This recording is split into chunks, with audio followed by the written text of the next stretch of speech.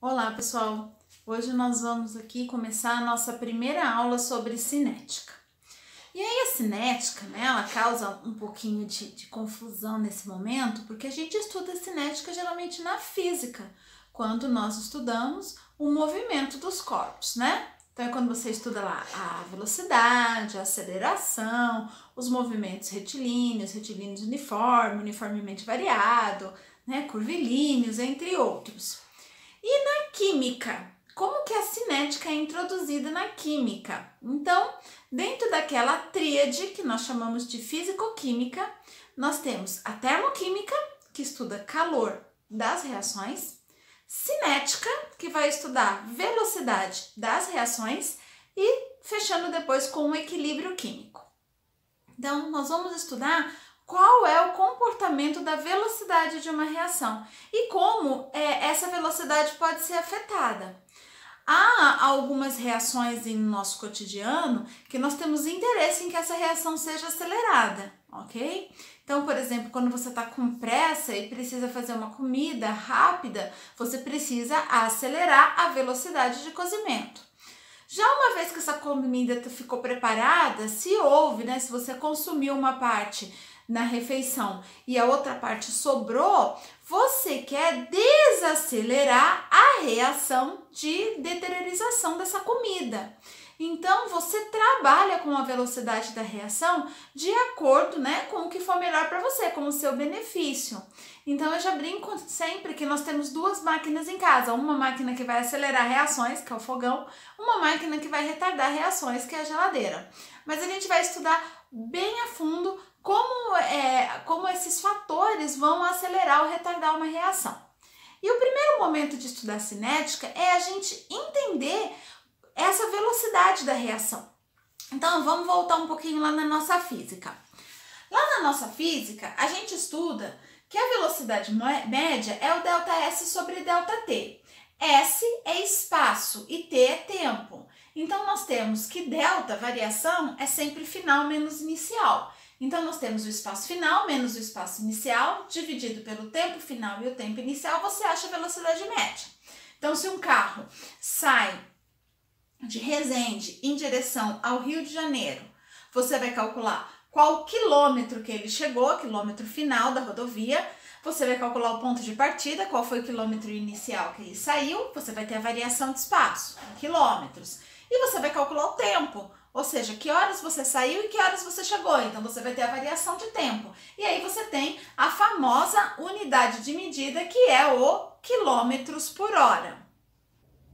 Mas essa velocidade média não precisa ser necessariamente medida em quilômetros por hora, ela pode ser em metros por segundo, existem inúmeras variações. Essas são as mais comuns, mais usadas em física. E na química? Na química, a reação não tem perninhas, então ela não vai se deslocar, não vai ter deslocamento de espaço, mas vai ter uma variação nas quantidades da reação. Então nós vamos ter o ΔN dividido pelo ΔT. O que é o N? N pode ser a quantidade de mols da reação e N pode ser a concentração molar dessa reação. Então, você vai ter o número de mols final menos o inicial dividido pelo tempo final menos o tempo inicial. E esse tempo para nós, ele pode ser calculado em segundo para aquelas reações muito rápidas, minutos, horas, semanas, dias, meses, anos. Então, realmente existe o tempo aí, ele é muito variável em química. Quando a gente pensa em velocidade do decaimento radioativo, que você vai medir a datação, de um fóssil, a gente trabalha às vezes em milênios, você trabalha às vezes em eras. Então, esse tempo em química, ele é muito variável, vai depender muito do tipo de reação que você vai estar fazendo, ok? Então, vamos ver aí um exemplo para se calcular a velocidade média das reações. Então, aqui nós temos um exemplo que é a equação de decomposição da água oxigenada. Então, 2 mols de água oxigenada se decompõem em 2 mols de água mais 1 mol de oxigênio. Um químico em laboratório mediu as quantidades que você tem de água oxigenada em função do tempo. Então, no tempo zero, que é o tempo inicial, a reação vai começar, verificou-se que você tinha 0,8 mols de água oxigenada. Reação começou, passados 5 minutos, ele foi lá, tirou, mediu que você tinha apenas 0,4 mols de água oxigenadas. Passados mais 5 minutos, no tempo 10, verificou-se 0,2 mols. E, por último, os últimos 5 minutos de reação, verificou-se 0,1 mol, aonde ele encerrou a reação. Então, agora, cabe a nós calcular a velocidade média dessa reação. Então, nós vamos fazer esse cálculo por intervalos de tempo. Então, vamos começar. No primeiro intervalo de tempo, no intervalo entre 0 e 5 minutos, o que nós temos? Nós temos que a velocidade vai ser, lembra da fórmula, variação de mols dividido pela variação do tempo. Então, número de mols final entre 0 e 5, o número de mols final vai ser 0,4, menos o número de mols inicial, 0,8, dividido pelo tempo final, que é 5, menos o tempo inicial, que é 0. Quando você vai fazer essa conta aqui, você percebe o seguinte, vai dar um valor negativo. 0,4 menos 0,8, o resultado seria menos 0,4. Mas não existe quantidade negativa. Você não pode chegar numa padaria e falar que você quer menos 100 gramas de presunto. Isso não existe. Então, por que esse valor deu negativo? Porque a água oxigenada, ela é um reagente. E os reagentes, eles são consumidos ao longo do tempo na reação, tá? Para entender isso melhor, para pensar no exemplo de um bolo. Então, se você vai fazer um bolo, você vai lá pegar todos os seus ingredientes. Então, você vai colocar de um lado da bancada. Você vai colocar os ovos, a farinha, o açúcar, o leite, o chocolate. E do outro lado da sua bancada, você vai colocar lá a tigela, a vasilha onde você vai bater o bolo. No tempo zero, você não tem nada na tigela de produtos, certo? O produto é o bolo, é onde vai acontecer a reação. Tá vazia. E você tem, na primeira bancada, inúmeros reagentes. Aí você vai pegar os ovos, vai quebrar na tigela, vai pegar o açúcar, vai colocar lá, vai começar a bater seu bolo. Então, depois de 2 minutos de reação, a quantidade de reagentes diminuiu. Você já consumiu o ovo, já consumiu o açúcar e começou a aumentar a quantidade de produto. Então, ao longo de uma reação, os reagentes, eles tendem a ser consumidos. Então, eles vão diminuir ao longo da reação. Enquanto os produtos serão fabricados. Então, a quantidade de produtos vai aumentar ao longo da reação. Por isso, esse resultado negativo. Só que para isso não acontecer, nós vamos usar módulos matemáticos. Sempre que uma operação é feita em módulos, o resultado é positivo. Então, nós vamos ter 0,4 dividido pelo tempo, que vai ser 5, e aí nós vamos ter a velocidade média nesse intervalo de tempo, 0,08 mol por minuto. E no intervalo entre 5 e 10, vamos calcular?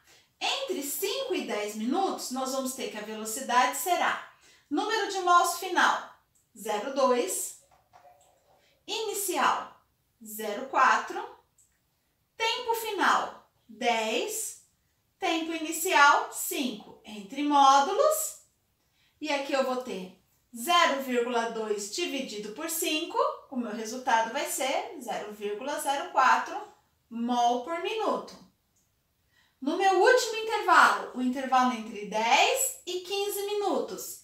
Entre 10 e 15 minutos, eu tenho número de mols final, 0,1, número de mols inicial, 0,2, tempo final, 15, tempo inicial, 10. Aqui eu vou ter 0,1 dividido por 5 e o meu resultado aqui vai ser 0,02 mol por minuto. Observe que, ao longo da reação, a velocidade tende a diminuir. A reação começa muito rápido, mas conforme ela vai acontecendo, a velocidade da reação vai diminuindo, tá? Você vai entender melhor esse fenômeno quando a gente estudar os fatores que alteram a velocidade da reação. Então, com isso, nós temos que a velocidade da água oxigenada, vamos pegar como exemplo aqui, ó, esse intervalo do meio, entre 5 e 10 minutos, é de 0,04 mol por minuto. O que significa isso? A cada minuto está sendo consumido 0,04 mols de água oxigenada. A velocidade, ela é proporcional para toda a reação. O que significa isso? Agora vamos usar os nossos conhecimentos de estequiometria. A velocidade da água oxigenada, ela é igual para a água, ou seja, a cada minuto, tá? 0,04 mol de água se decompõe e se forma 0,04 mol de água. Já a do oxigênio, ela acontece na metade do tempo. Então, olha só, para cada 1 mol de oxigênio que é produzido o dobro de água. Então, a velocidade do oxigênio, ela é a metade da água. Então, 0,02 mol por minuto.